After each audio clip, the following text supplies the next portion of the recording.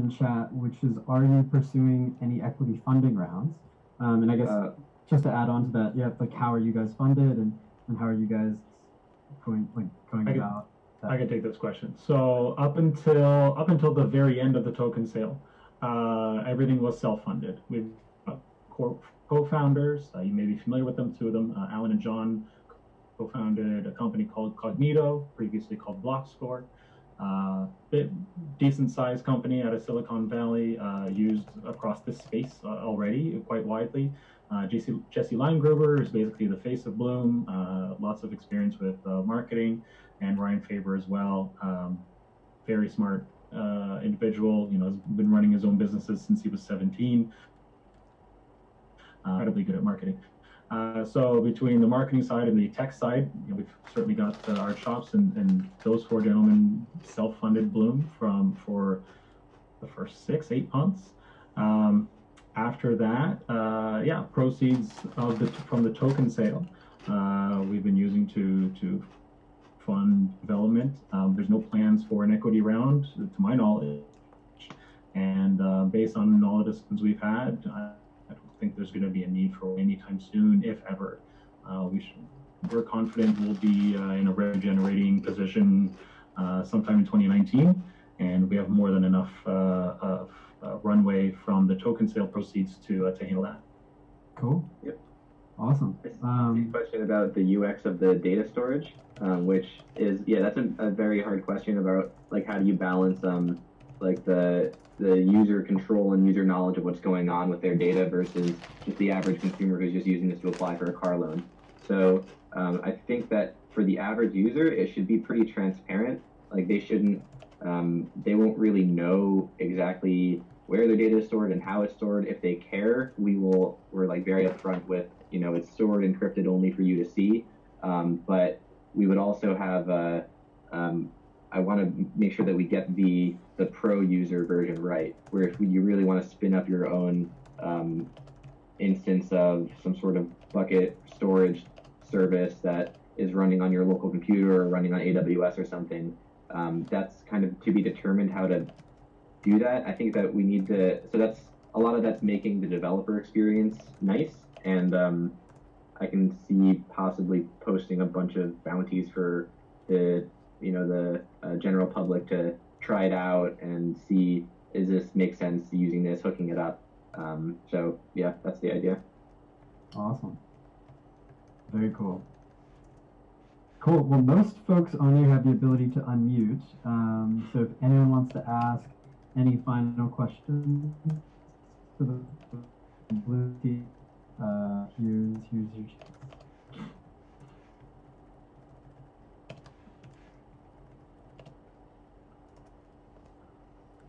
Okay. Anything else, Isaac, Derek, that you guys want to hop through? I'm all set. Awesome.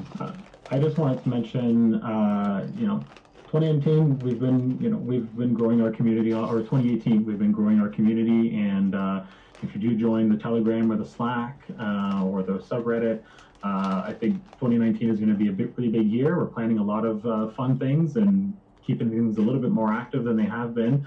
And hopefully, we'll meet up at a meetup, or you'll enjoy one of the new fireside interviews or podcasts we put up, or probably going to launch a Discord server. So if you prefer Discord over Slack or Telegram, I think we'll have an option for you soon as well. And a whole bunch of things we're in the planning stages of right now. And hopefully 2019 is we keep things hopping between the community and the development side as well.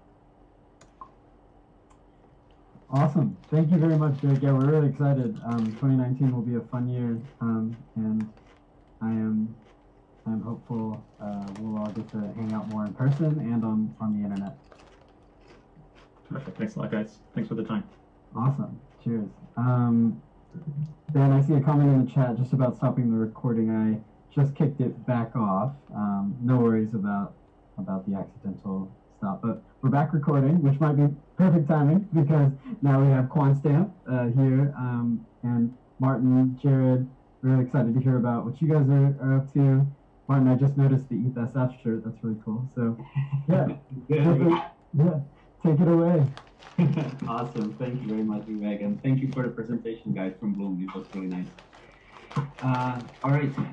So I guess I will try to share my screen with you because we have a slide deck. Cool. Will help us here. Let me share the whole desktop. Can you see it? We can't see the slide deck. We can see an empty screen. Now we can. Perfect. Now you can. Awesome. Let me try to make it full screen. Not share, but present. Can you see it now? Yes. Awesome. Perfect. So before I start, I actually have a couple of people with me. We have Jared, who was already introduced. Jared handles our communications and community, and I also have Casper on the Zoom. Casper is one of our leading auditors and research engineers. So, you know, whenever you guys have questions, feel free to jump in, and they will help me with answering. So I want to start with this little table. In the past couple of years, many people observed in practice that the smart contracts on Ethereum carry many vulnerabilities. And these vulnerabilities can sometimes result in many detrimental things and essentially can be categorized in 2-3 streams. Some of those vulnerabilities focus on the programming languages that we use to develop smart contracts.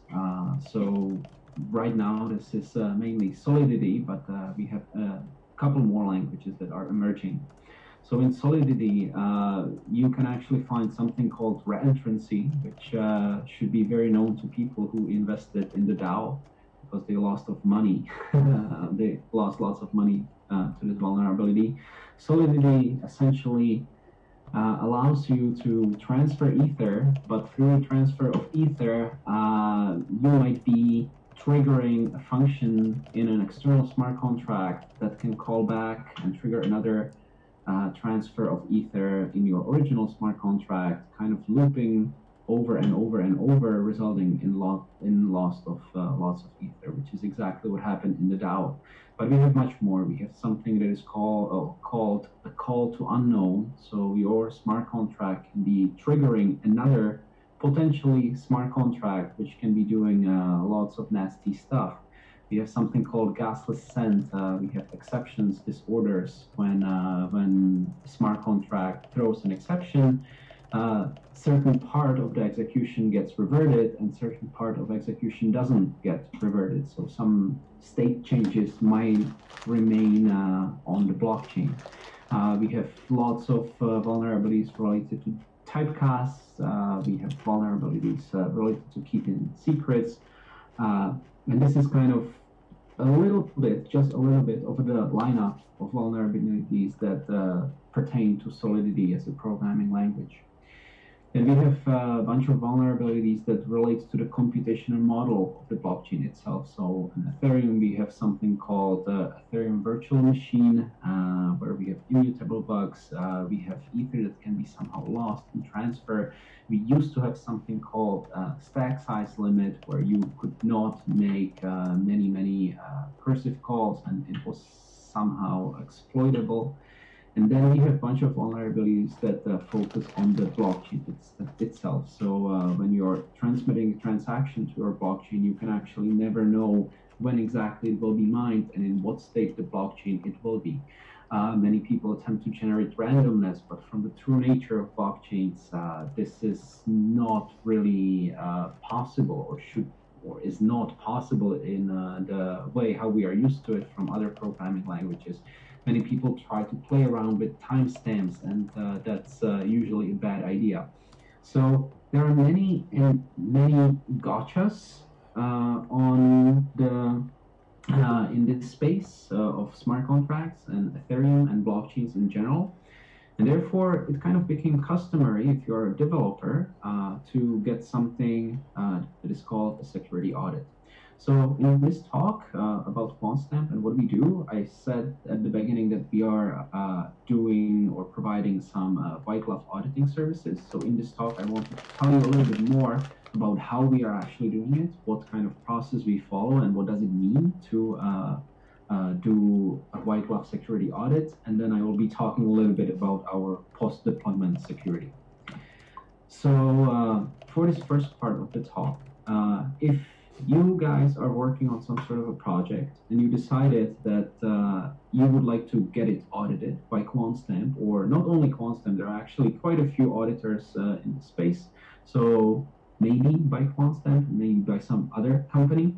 If the company does it correctly or follows similar process, they should ask you to provide some sort of a repository, which for us is usually on GitHub, which contains the following. It should have some README, it should have some documentation, they should ask you for all your white papers and everything that provides the auditors with some technical insight and project relevant insight into what you are actually doing. Then the repository, of course, should contain the implementation of all your smart contracts, and it should contain tests that kind of have high enough code coverage. So in these slides, I actually have a link that we used during our seminar at DEF CON. Let me try to jump out of here just so that I can show you how that repo should be organized.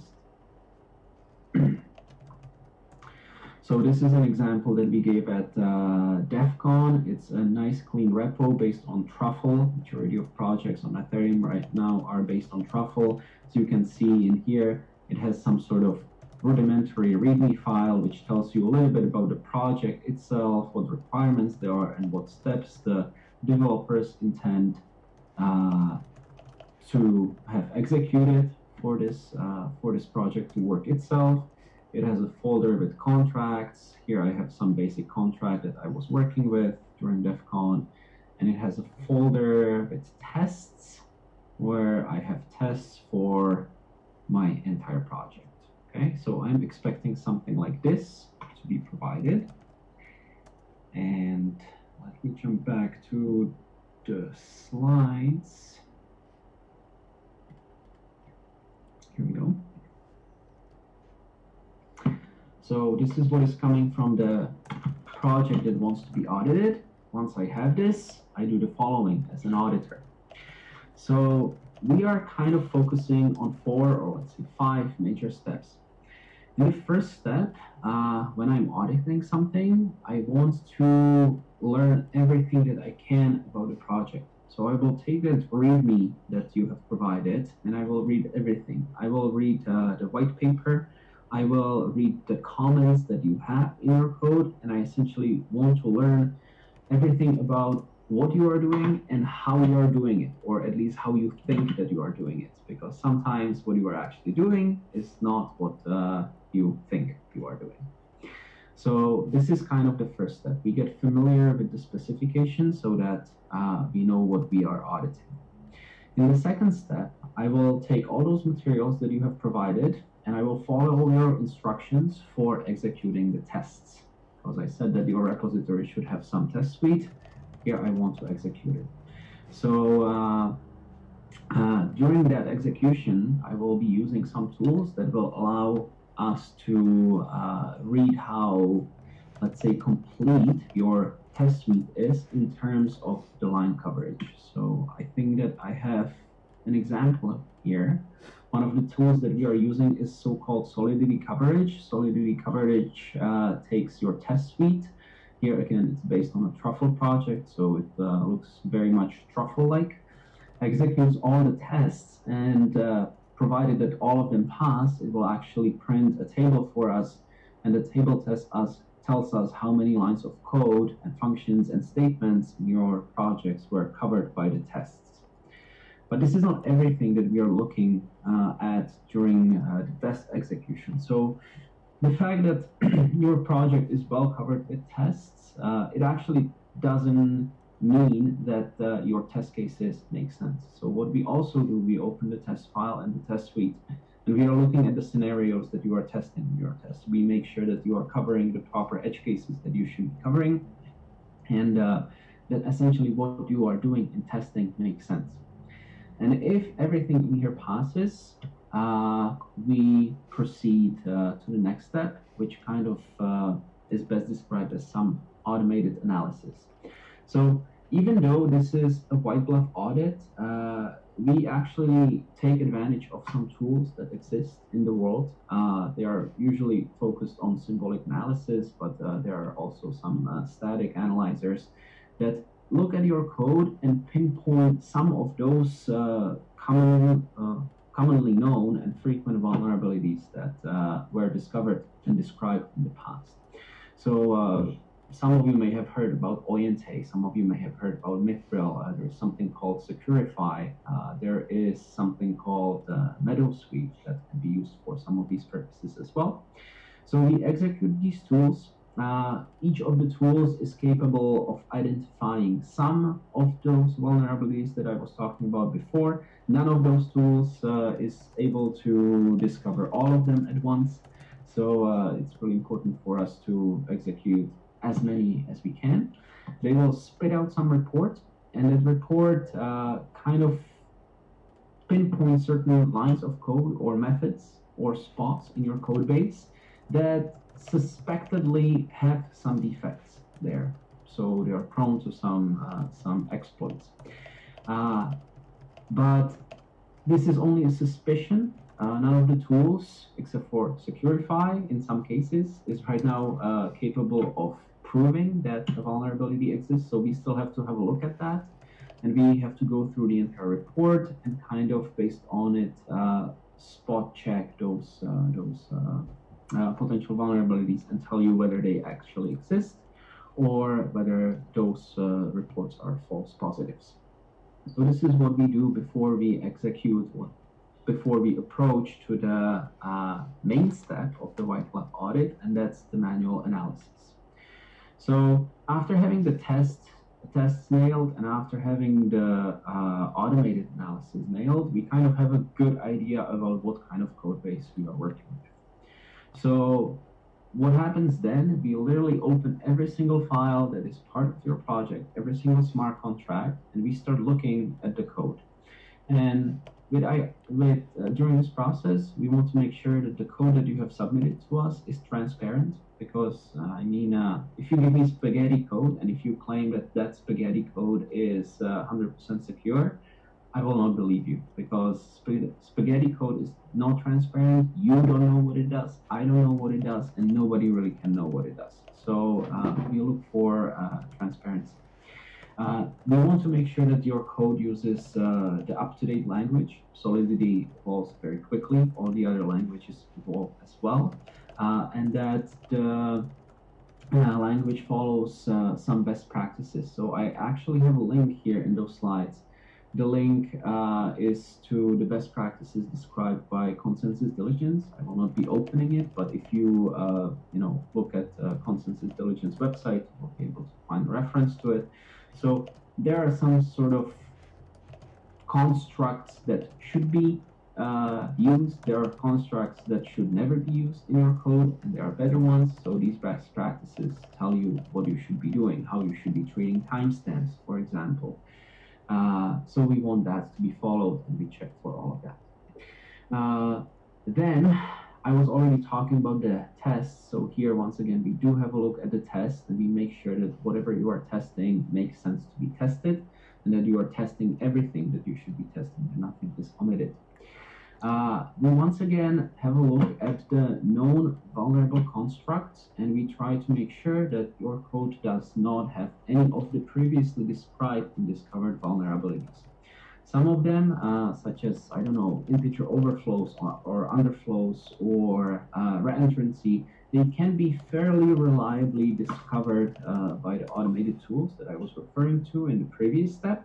Some of them, such as, for example, transaction ordering dependency or unknown state, and many, many more, they cannot really be discovered by those automated tools. So by this human brain involvement in the fourth step, we are trying to discover everything that has been previously described and is known, and we are making sure that your code does not contain those vulnerabilities. After that, we actually try to apply some domain-specific attacks. So depending on what your project actually does, whether you are focusing on some identity proofs and KYC, similar to as the guys from Bloom were describing, or whether you're doing some decentralized exchange stuff, or whether you are doing anything else, your project always carries some domain-specific vulnerabilities. So our research engineers and auditors will try to think about what those domain-specific vulnerabilities might be. We have a look at your documentation. We focus on your cross-chain components. We literally try to have a look at everything that is there. And we think about how we would ourselves exploit your system. And we try to identify these pieces. And lastly, we also ensure that your implemented logic is correct, because sometimes you are saying something in your white paper, you are implementing something else, and in the end, you are also testing something else. And how would your users know, right? When you yourself do not know. So we are looking at the code and we are making sure that what is implemented is actually what was promised to be implemented. And once we have that, we compile something that is called a report. So that's the fifth step, that's the conclusions. The report looks somewhat like this. It will be a PDF document which outlines who was working on your audit. So it's the auditors, when did the audit happen, what languages were used, what methods we used during the audit. It will have some links to what was audited. It will have hashes of the files that were audited, so that if you show this report to somebody and want to claim that your code is secure and went through a security audit, they can actually take those files and they can verify that those files are being presented to them actually went through this security audit.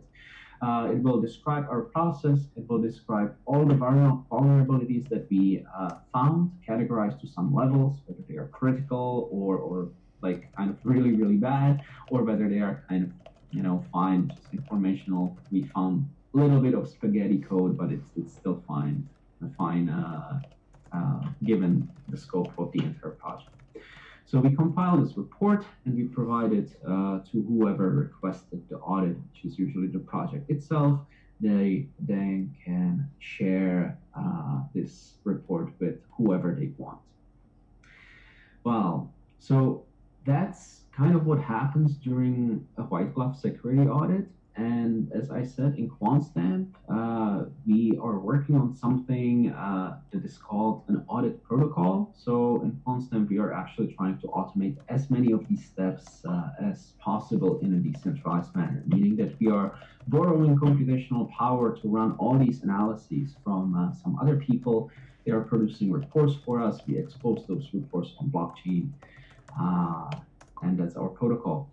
And I'm very happy to say that we actually right now are in the beta testing phase. So our protocol is currently released. It's on Ethereum mainnet. We released it at the end of August / beginning of September. We are right now in the next iteration, kind of removing lots of bugs, increasing the level of decentralization, adding some features and such. So if you go to quantstamp.com, you will be able to find a link to some interface where you can submit smart contracts for analysis by this protocol.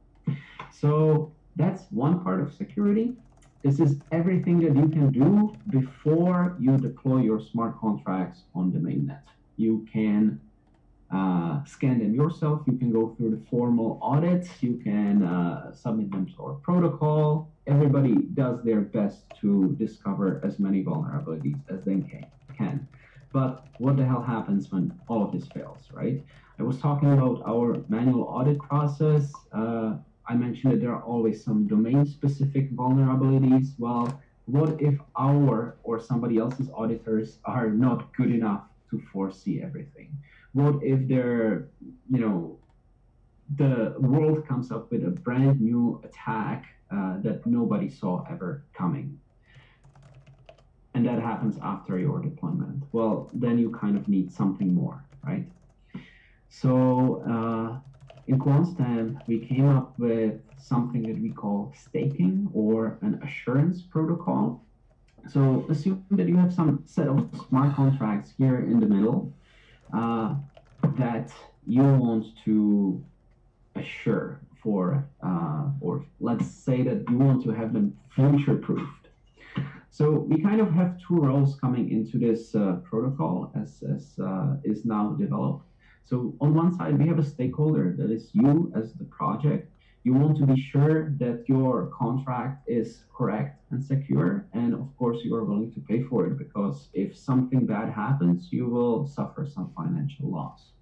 And on the other side, we have the entire world of security experts who have some skills. They are capable of looking at code, and they are capable of discovering some vulnerabilities for you. So, and they also have some funds available that they are willing to bet on their own skills and potentially lose if they kind of did not notice something. So we have stakeholders and security experts. And we are using this to provide everybody with everything that they actually want. So stakeholder in our protocol, they actually want to be somehow compensated if everybody told them that their smart contracts are secure and they are in the end not secure, and the stakeholder ends up losing lots of money because of some exploit. They can use that money or ether or any kind of token to recover from this loss. So they can open a request for some assurance, let's say a pool of assurance, and they can specify, well, if my awesome bank gets hacked and loses all the money, I will probably need 10 billion ether to pay back to all my trustees who stored something with me. On the other hand, we have security experts. Then they will then say, okay, well, bank, show me your smart contracts. I will take a look at them. And if I deem them secure, I can actually provide you with such an assurance. So I can take a little bit of that extra ether that I have currently available and put it in your pool. Because I trust that your smart contracts are secure. So the stakeholder is kind of happier, but their pool is still not full. But because we have the rest of the world can kind of see that this security expert looked at some smart contracts. They can respect the security expert. I mean, the word is expert, right? So they can kind of choose to follow. And this rest of the world, that can be kind of anybody. It can be more security experts who analyze the smart contracts themselves, or it can also be some holders of Ether who currently just hold Ether and do not have any better use for it. So they can join in and they can stake the rest of the pool up. So right now, shareholder is happy. They are covered because many people are kind of certifying that their smart contracts are secure, that they trust it, and there is enough money to cover their loss, provided that something bad happens. So in exchange, the stakeholder says, fine, we are very happy here because you are covering us, and as long as everything is good, we are going to use some of our ether or some other token to periodically pay you a premium for keeping this amount of ether staked in the pool, just in case something bad happens. And if nothing bad happens for the specified amount of time, you will get a part of my premium based on how much ether or other tokens you staked. And just to clarify, our assurance protocol will use QSP. The system can work with other things, but our implementation will be for QSP. Yes, that's very correct. Thank you, Jared. So that's handy and dandy up to the moment when the smart contract actually gets exploited. So you as a stakeholder, whenever you are opening this pool, we are kind of providing you with a smart contract interface that you can use to create a smart contract assurance policy. So you will, as a bank, say, for example, my smart contracts will have at least so many and so many tokens, and there will never be a transaction that transfers more tokens that are currently held by those smart contracts. And you can essentially specify whatever you want, that the owner of your smart contract doesn't change. It will never differ from this address. However you implement your policy, that is up to you. There will be one method in it. It will tell us whether that policy has been violated or not. If at any point during the existence of this pool, the policy gets violated, then you as the stakeholder can call a method in our protocol which will double check with the policy that it was actually violated, and if it was, all the funds from this pool, all the QSP tokens, will be transferred to you, and now you are free to use them to recover your loss. So that is our post-deployment security, just in case something really bad happens. And I think that I've spent enough time speaking, so please, let's approach to some questions. For sure. Yeah. Thank you very much, Martin. Jared, were you gonna say something?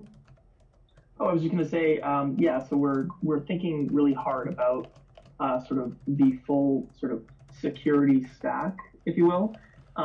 We have our protocol solution that sort of starts as the foundation for potentially what's possible down the line. It could open the door for other forms of analysis that were only possible with distributed computing.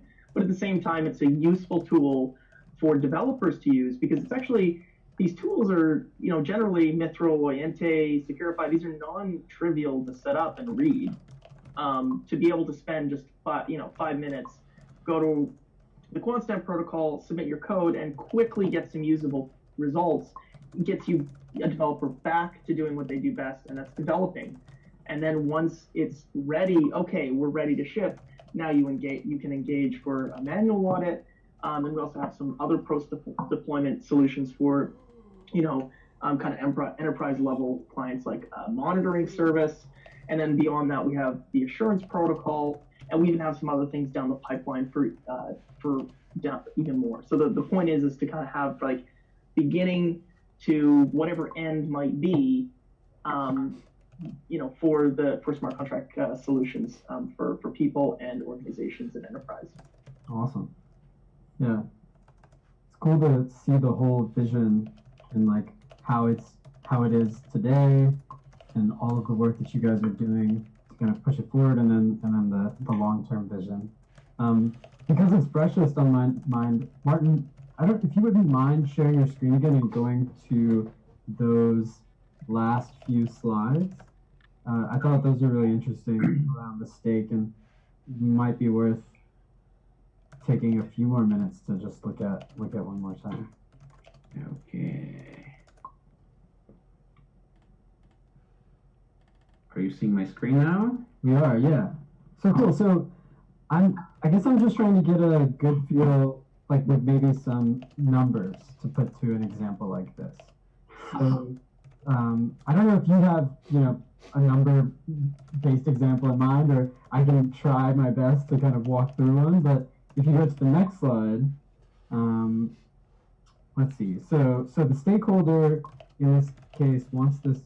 Okay, so wants money to compensate for an exploited contract. So that would be like, say, the Gitcoin smart contract, and we would be the stakeholder in this area, correct? Yes, exactly. Okay. And then you guys would be the security experts, and then there could be a third category of people who are basically staking on the words of the security expert. In the initial implementation of this protocol, we're just sticking with just security experts, partly to bootstrap the network. That may open up for other people down the line, but for now, we're sort of limiting it. We tend to sort of work smaller and iterate, and then get more decentralized over time. The growth of the protocol and usage is important to us, so we kind of take it from that point of view. Makes sense. Okay, so the security experts could be QuantStamp, but it also could be any security auditor in the ecosystem who is accredited to some degree. Yeah, exactly. We are right now whitelisting security experts for the kickstart of this whole thing, but we also are working with the TCR implementation. So for the future, it is intended that the community will actually choose who they consider to be an expert and who they do not. Got it. Cool. Okay. Cool. So to keep going in the example, let's say the Gitcoin smart contract in like a monthly basis holds something like $1 million, just to be conservative. And the security expert is willing to stake a certain amount on the validity of the audit, and basically how much they believe that the audit is where it needs to be. What's kind of like the amount that you would anticipate? If there's $1 million in the contract, how much in ETH are you thinking is staked? Is it like up to the $1 million number, or is it a portion of that? How do you guys think about that? So this is actually completely up to you. So you are the stakeholder. Imagine that Gitcoin right now lost that $1 million. It's a terrible thing, right? So how much money would you actually need to recover out of this? Would you need the full million? Would you need only $500,000? Or because of some, really, really bad things, let's say bad publicity, would you, for example, need 5 million? Yeah. That's the thing that you will need to define when you are kind of creating your pool and advertising to security experts, hey, we would like to get some assurance here that our smart contracts are safe. So you as Gitcoin would say, fine, we usually hold $1 million, so we will need $1 million to recover from a bad.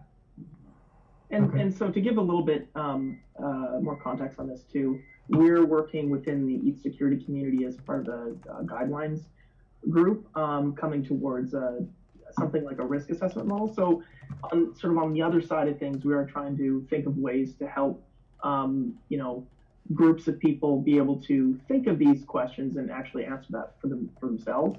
It's still very early, but we can foresee that if this gets adopted, then it could be something used for someone like a journalist, an auditor, developer, a non-technical person, and it still be sort of usable across all of them. And that could be a tool that you can use towards figuring out what these staking requirements are for the assurance protocol when you're staking your speed. Cool. Yeah. Awesome. So that would help somebody like Gitcoin figure out, what the numbers should be in our particular instance. Cool.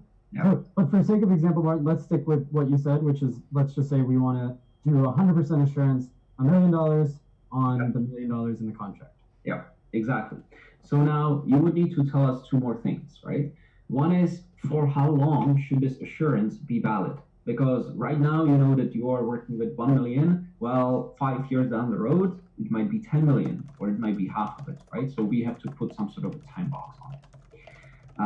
So you will give us a time frame, and then you will also tell us, well, and for getting this assurance, we are actually willing to pay, let's say, $1,000 a month.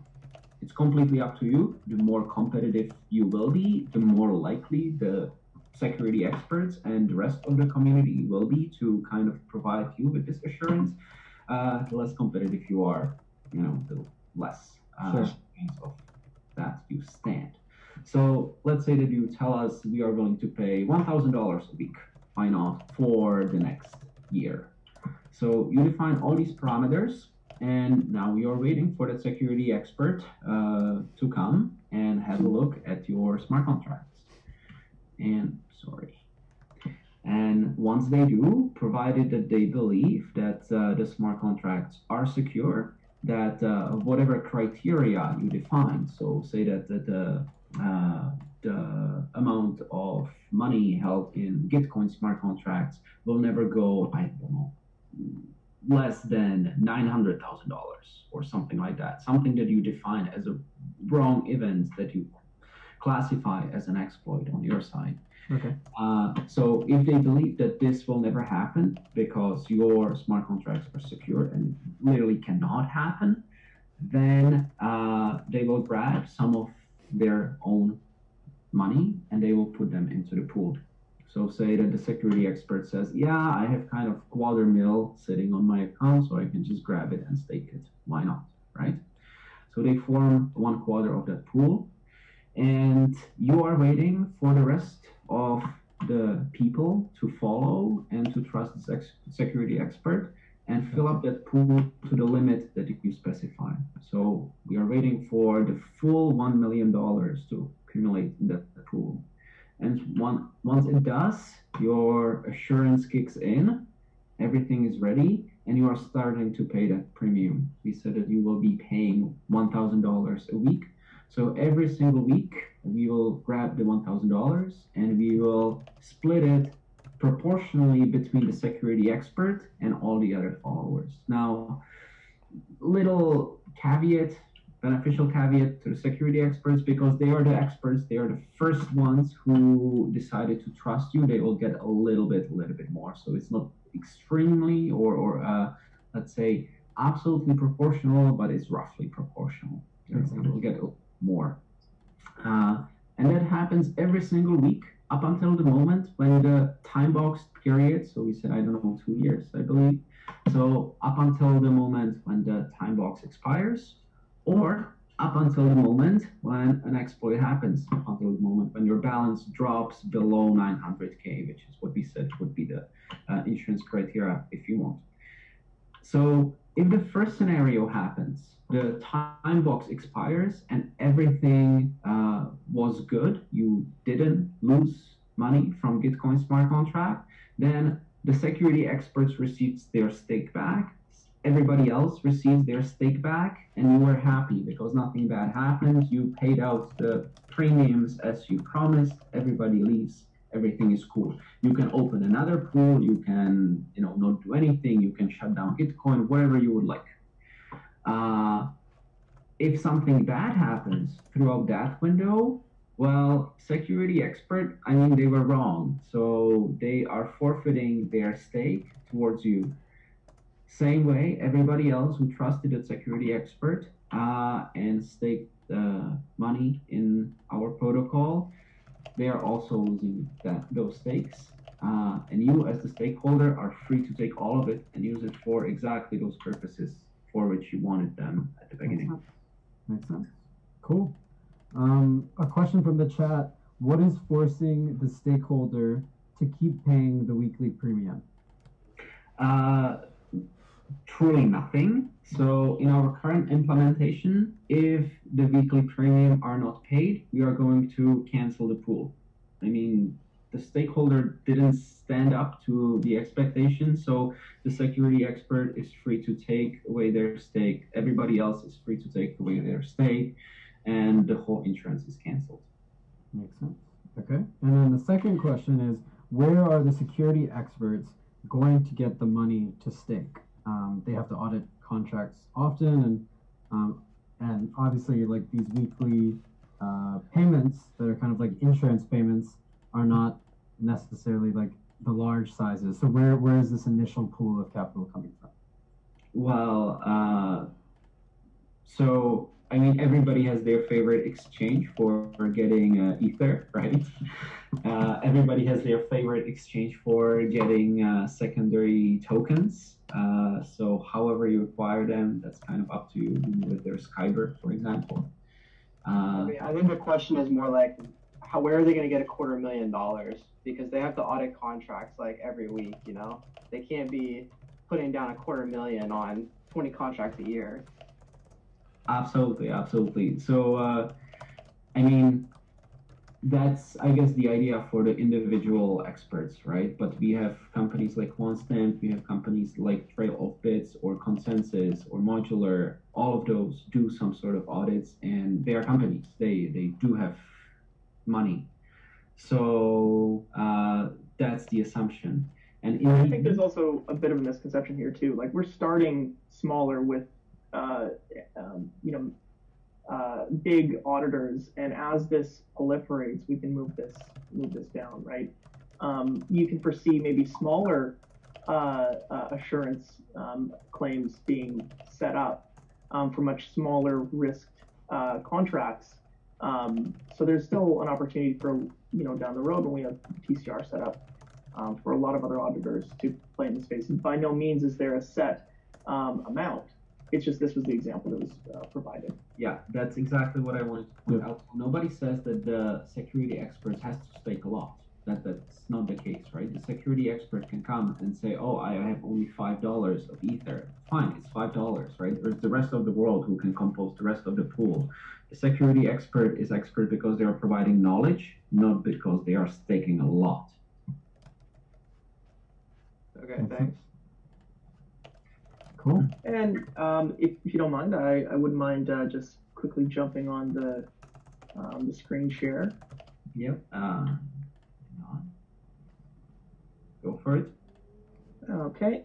So, yeah, and so if anyone is interested in some of the services that we provide, best bet would be just to hit up our website, on stamp.com. We have enterprise level stuff as well. This is sort of what the new BetaNet UI is going to look like pretty soon. So it'll be really useful for developers, and they can kind of see what's going on. But feel free to check out some of our news. We just released our timeline, actually. It sort of goes over what we were up to in the last sort of quarter and year. Yeah, we're pretty impressed. Feel free to join our mailing list and join our Telegram. And generally, we do a weekly AMA every Friday as well. So be part of the community. And we're soon going to be having a way for anyone who they want to make their own UI or their own way to connect into the QuantStamp protocol, and at some point the assurance protocol.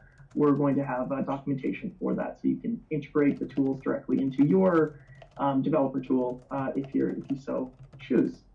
So yeah, please follow along with us. Very cool. Thank you guys. Thank you, Martin and Jared, for taking the time. Really cool to see more into what you guys are thinking about doing into the future, and we're excited to be a part. So yeah.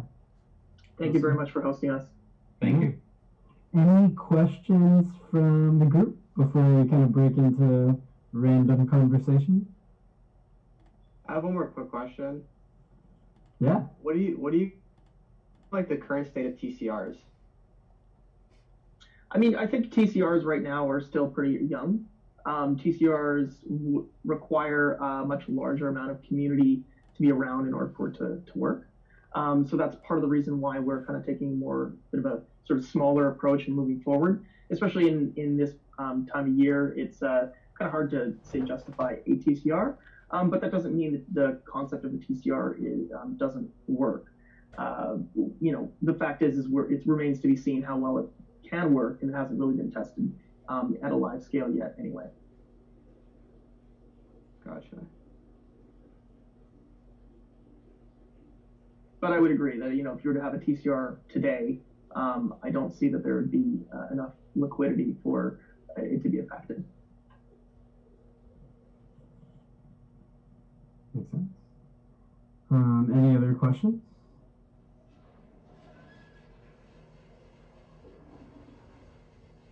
Cool. Awesome. Well, thank you guys again, everyone, for joining. Thank you, Martin, Jared, for going through that. And yeah, now we have like 10, 15 minutes left.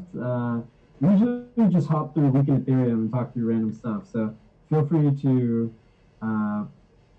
let me know if there's anything on there that's interesting. I also have open something that we've been thinking about at Gitcoin, which is liberal radicalism in open source software. So happy to talk more about that too, but I've been on this horse for a while, as Austin and Kevin know. So maybe I'll first start in Week in Ethereum, and if there's nothing that catches our eye, we can hop back over to liberal radicalism.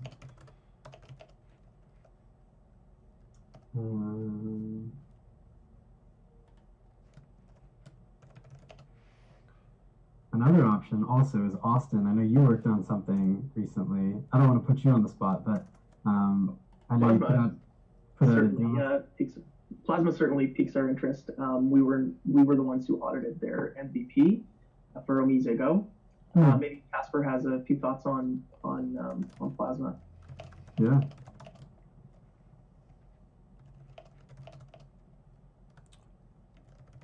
Is Casper still here? I think we might have lost Casper, actually. Martin, do you have any thoughts on Plasma? There are so many thoughts that they are so hard to organize. Plasma is a great project. The biggest problem with Plasma is that there are very few implementations of it, and I mean, if you read all those Plasma papers, they are very nice, but they do not contain all the necessary details. If I was to sit down and read the original Plasma paper and right after that started coding, I will actually have lots of figuring out left, right? So I think that this best describes the current state of plasma. It's minimum viable plasma. It is plasma for sure, but a minimum viable one. There is lots of work left. It definitely works. It was lots of fun doing the audit. They actually have a game, right, that is powered by plasma. So the system as currently exists is fully functional. It is still, I believe that it still is kind of locked away. So it's running privately. So you cannot just deploy the smart contracts and then kind of build stuff using Omisego's plasma. But as a proof of concept, they did stellar job. I really like it. I'm looking forward to see the next steps. Cool. What's the TLDR and the difference between a state channel and plasma? Sorry, what was the first thing that you mentioned? State channels? Yeah, what's Like the TLDR, like what's the quick differences? Okay, I must fully admit that I'm not so well familiar with state channels, so I do not dare to give an answer. maybe we could do another call with Jan, our researcher, who's the one sort of leading the effort on plasma. Okay. But actually, the truth be told, the difference between state channels and where it becomes plasma, actually, no one has really found where that line is. It's kind of like a gray So- area. Yeah. So the TLDR is exactly that. It is, not it's that's incoming. Very unclear. We're not there. Yeah, unclear. Gotcha. Yeah, they seemed very close together, so I was wondering if there was like a discrete difference. I mean, I like, think it's. go ahead, Jared. Yeah. I was just going to say, I think it really depends. Without getting too much in sort of where it starts to get similar, if you look more on the ends, the plasma allows for kind of blockchains of blockchains, whereas state channels does not. I mean, that is really, Yeah. as What far do as, you mean? Yeah. So like. Go ahead. Yeah, I mean, like, so the plasma, like, at least the original paper, which to Martin's point, like, if you go to the plasma PDF, it's not enough, and this is not Like the original plasma paper, are you saying like it wouldn't actually be something that you could implement off of, but it obviously is the starting point behind all these things. But when you, like, are in this paper, they talk a lot about, like, a root chain with all of these different contracts that are associated with different types of blockchain interactions. And then they also talk about this, like, this root chain in the context of, like, a kind of like a Supreme Court system where you can get further and further away from the root chain validating transactions, and that will obviously, like, increase the scale of what the root chain can do.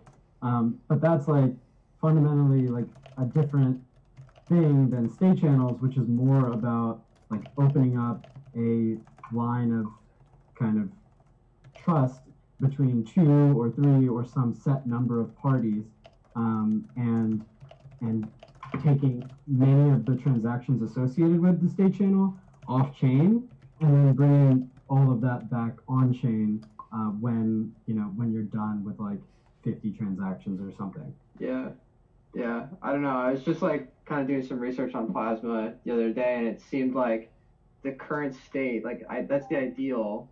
If we want to get that eventually, but like the current state is that we don't run any. It's not running an AVM. It's just like all you can do is send payments to people on the smart contract and then bring it back onto the main chain, just like a state channel. Okay. And there's like some in games that go into it, but Hmm. the guy was saying that we're still a ways away from being able to run an EVM in a plasma chain, which I thought was like the main point of building plasma. I mean, the MVP itself is still very useful. If you've actually taken the time to try Plasma Dog, it is a very responsive game. We posted a little video on our YouTube when we were at DevCon. But it's very responsive. It's actually a really good little game. It's built on Omisego's MVP that we audited, and it's real time. So even if we're not at the point of where we'd like to be for Plasma, the fact is it's still only really just over a year since the original white paper, and we already have an MVP that has a game running on it. I mean, I think in the context of the pace of blockchain, yes, we're used to things moving both very fast, but also we're used to things kind of taking a little time as well. I think as more developers come into the space, our capacity to iterate faster is going to increase. So I think that criticism of Plasma is a little bit unfounded because, you know, how long did it take for Lightning to get to Bitcoin? So, you know, just saying. I don't know. Maybe I just had a misconception of what Plasma was because I was under the impression that Plasma was going to run smart contracts and that we were going to be able to run smart contracts off the main root chain. But it seems like it's more of a until we have a more formalized spec. You know, I think there's still going to be a little more sort of digging in the dark until we hit something. And I don't think that's necessarily a bad thing. That's kind of how all of the most advanced things that we're working on in the space are like. So a lot of process discovery, I think. So I would like to add to it a little bit. I mean, Plasma, the best way how I would capture Plasma, it's an architectural pattern. This is how you do stuff. You have a root channel, and then you have those side chains, Plasma chains. And the nice thing about Plasma, as I understand it, is that your Plasma chain, in the end, it can be very different. It doesn't have to be EVM. It doesn't have to be proof of work. It can be proof of authority. It can pretty much be anything as long as it meets the basic criteria that are described here. As long as the, let's say, Supreme Court system can operate and can work, right? So I absolutely agree with you. There is a future intention for all those Plasma chains to be able to execute smart contracts, but we are not there yet, unfortunately. So that's one thought that I wanted to share. Another one that I wanted to share is that I actually reached out to Jan as you guys were speaking. So he gave me the TLDR. The main difference between state channels and Plasma is that for state channels, all the participants have to be a priori known. So when you're starting a state channel, you will have to have signatures of everybody who wants to be involved. For Plasma, you can join and leave as you please, as it operates. That's the main difference. Cool. And there are some additional ones, but that's the biggest one. Very cool. I see. Which maybe transitions to payment channels. I did a minimum viable payment channel demo just now, and it's basically exactly that. Like, you have to have one user sign the other user and lock up some stuff in escrow for that payment channel to work. And then that other user has to close the payment channel at the end of it. So it's very much like both sides have to know each other before they get into it. Austin, would you like to share your screen and maybe show us what you? I don't really have much. It's just an ugly UI. Like, I put it up on Twitter and I can post that up here, but I don't really have enough to show other than that little bit. I'll post the link, but I can't really show much because I'd have to get the whole environment up. Fair enough. And it Fair enough. looks like crap anyways. You don't want to see it. No, thank you for posting. Yeah. For anyone who's interested in our audit of the Omizigo Plasma MVP, you can check out a post about it on our Medium. I think it's medium.com/quantdown. Cool. Feel free to share the links too in the chat, Jared.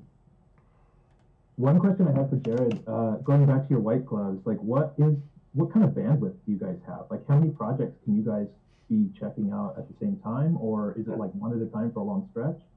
Oh, that's a good question. So, I mean, our bandwidth is really determined on the complexity of the contracts that we have in the pipeline. So we have a good handful of people in that who are our auditors in that. But it really depends on sort of the capacity. I think for now we're full up for December and probably most of January. But you know, if there's something quick or something, it's still always good to reach out to us because we generally have especially if it's like a really easy project, we might be able to fit you in. But ideally, you try and reach out to us ahead of time.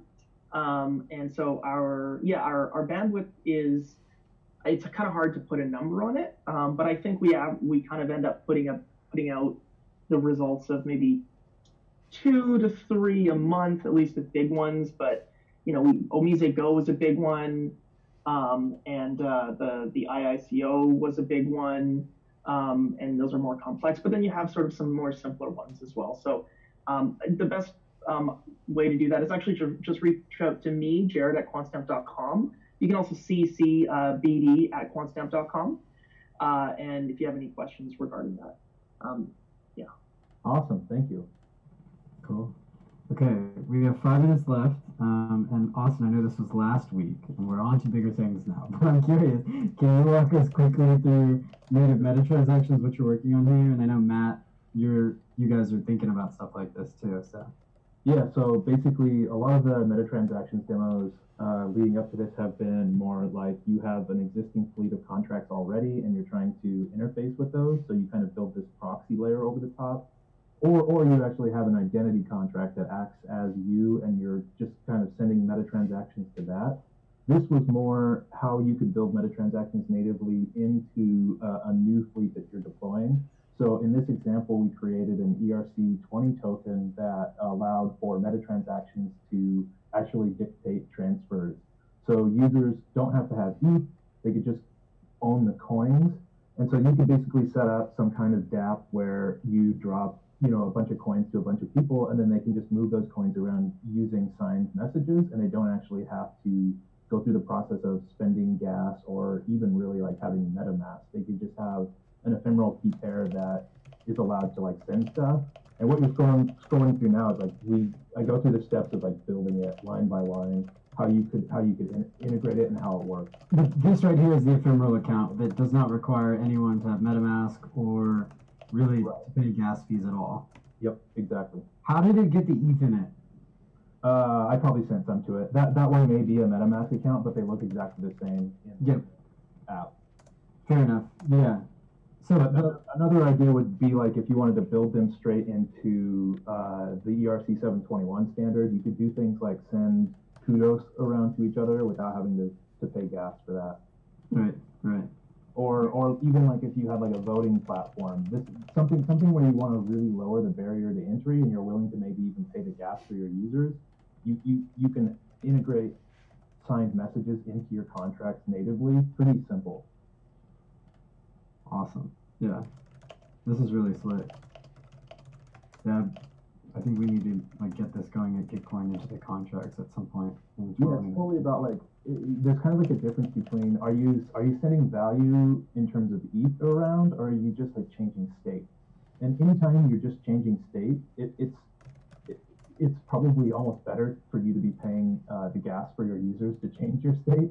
And I know that I can argue with hardcore cypherpunks about that, but it's still cryptographically backed.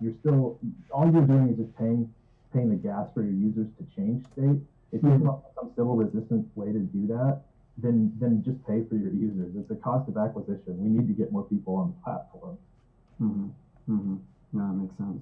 Yeah, that's like Matt, for us that would be like the submit work action, right? Like no money really is moving hands, but we want them to sign a message. And they're civil resistant. They're already logged in with GitHub, right? Like you can prove that they have a valid GitHub token and only pay for their gas if they do. With some allowance even. The only problem that I worry about, like building into like your own smart contract to verify signatures, is I just feel like we're starting to move to these like smart contract wallets that can't do these signatures, and that might cause some problems. So a smart contract wallet is already going to have, like a Gnosis safe, it's already going to have delegated execution. So you don't have to worry about that. You'd actually just whitelist your phone, and then you could send stuff through your Gnosis safe. This isn't if the Gnosis safe is already interacting with it, you don't need to have a signed message because you're going to be signing messages and sending them to the Gnosis safe, and it'll be interacting with the contract directly. So the signed messages is just like an over-the-top thing, like extra thing. You can still run a transfer normally through your Gnosis safe. I see. One thing that I wanted to talk about is Aztec. They seem to be making a ton of waves on my Twitter. Does anybody know anything more about Aztec other than it's like it's like secure? what's the word for it? Obscured transactions. Yeah, What is Aztec, the new Starks? I think so. Yeah, I think it's like using snarks to send transactions somehow, like New hotness. Yeah, that's as far as I know, it's hot, but I don't know anything about it. I was hoping to bring it up here. I agree. I second that statement. So if anyone else knows anything, otherwise we can we can be here for another hour. We can read the paper. Just kidding. But no, yeah, this one I've heard. This has probably been the hottest thing for sure that I've seen this week.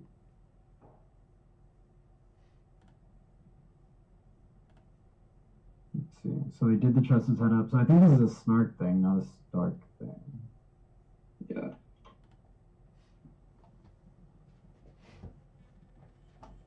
Will the next ZK something be like Maya implementation or something?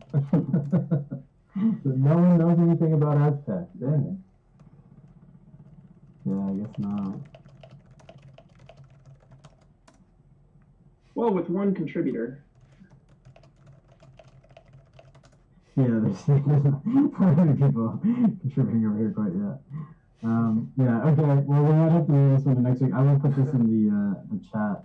I don't know if anyone wants to read the paper. I once did an intro to ETH meetup, and like Starks had been, people had been started talking about it about a week and a half, and I mentioned Snarks, and someone pipes up, "You mean Starks?" Like trying to be, they know, and I was like, "Well, hold on, it was just released, they just started talking about a week ago. I mean, hold on." Yeah, yeah. That's where I'm at right now. I have no idea what I'm talking about. I'm just asking questions. Well, cool. Well, we're at 5:30 in Texas, so I'm gonna cut it. Well, thank you guys all for joining. Had a lot of fun as always, and we'll be back. We'll be back next week. Thank you very much for hosting us. This is really great. Really appreciate it. Awesome, for sure. Y'all have a good weekend. Thank you. Great weekend. Good to see you all. Cheers. Bye.